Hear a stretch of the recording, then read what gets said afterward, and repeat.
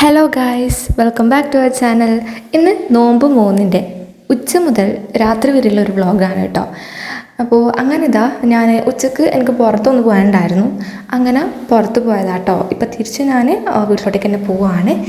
അപ്പോൾ അങ്ങനെ നല്ല വയലൊക്കെ താണ്ടി പോവാണ് കേട്ടോ. അപ്പം എൻ്റെ ചാനൽ ആദ്യമായിട്ടാണവരാണെങ്കിൽ ഇഷ്ടപ്പെട്ട് കഴിഞ്ഞാൽ സബ്സ്ക്രൈബ് ചെയ്ത് സപ്പോർട്ട് ചെയ്യുക. അതുപോലെ തന്നെ നിങ്ങളുടെ നോമ്പൊക്കെ എങ്ങനെയുണ്ട് എന്നുള്ളത് കമൻറ്റ് ചെയ്യാം കേട്ടോ. വീട്ടിലെത്തിയപ്പാടന്നെ സവാളൊക്കെ അരിഞ്ഞ് വെച്ചിട്ടോ, കാരണം സ്നാക്സ് ഉണ്ടാക്കണമല്ലോ.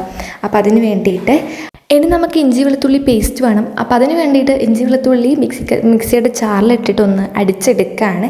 അപ്പോൾ അതൊന്ന് ജസ്റ്റ് പേസ്റ്റ് ആക്കി എടുക്കാം നമുക്ക്. എന്നിട്ട് അതും കൂടി ഇട്ടിട്ട് നമുക്ക് എന്ത് ചെയ്യാം, നല്ലപോലെ ഒന്ന് ഉള്ളി വഴറ്റിയെടുക്കണം.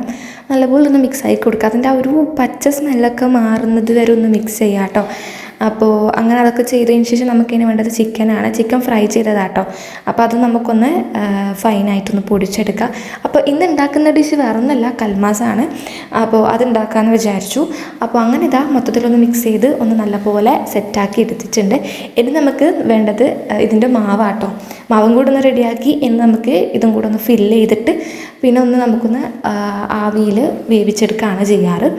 എന്നിട്ട് നമുക്ക് പൊരിച്ചെടുക്കാം. അങ്ങനെയാണ്. അപ്പോൾ നമ്മളിതാ ഫുള്ളായിട്ടൊന്ന് സെറ്റാക്കി എടുത്തിട്ടുണ്ട് കേട്ടോ. റോൾ ചെയ്തെടുത്തിട്ടുണ്ട് നിറച്ചിട്ട്.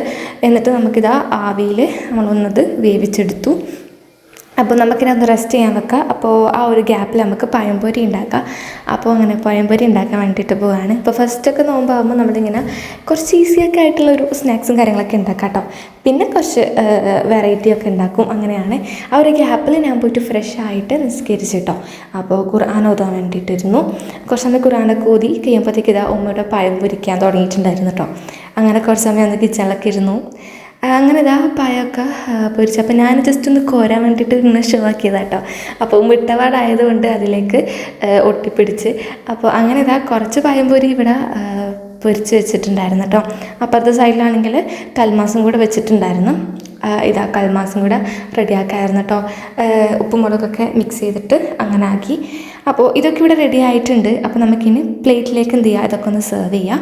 അപ്പോൾ അങ്ങനെ കൽമാസും കാര്യങ്ങളൊക്കെ സെർവ് ചെയ്ത് വെച്ചു. അതുപോലെ തന്നെ നമ്മളെ നോമ്പുറൻ്റെ എല്ലാം അടിപൊളിയായിട്ട് റെഡി ആയിട്ടുണ്ട് കേട്ടോ.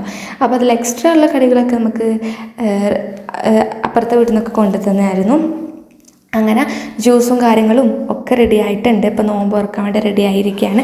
അങ്ങനെ നോമ്പൊക്കെ തുറന്ന് നിസ്കരിച്ചു. അങ്ങനെ തന്നെ ഞാൻ നോട്ട് എഴുതാൻ വേണ്ടിയിട്ടിരുന്നു കേട്ടോ. എനിക്ക് കുറച്ച് നോട്ട്സൊക്കെ എഴുതാനുണ്ടായിരുന്നു. എന്നിട്ട് ഫുഡ് കഴിക്കാൻ വേണ്ടിയിരുന്നു കേട്ടോ. പത്തലും ചമ്മന്തിയും എന്ത് കോമ്പിനേഷൻ ആണെന്നൊന്നും അറിയില്ല, എന്നാലും ഓക്കെ ഫുഡായിരുന്നു. അങ്ങനെ അതൊക്കെ കഴിച്ചിട്ട് കിടന്നുറങ്ങി കേട്ടോ. അപ്പോൾ ഇന്നത്തെ വീഡിയോ ഇത്രയേ ഉള്ളൂ. വീഡിയോ ഇഷ്ടപ്പെട്ടതിനെ സബ്സ്ക്രൈബ് ചെയ്ത് സപ്പോർട്ട് ചെയ്യുക. Thanks for watching. ബൈ.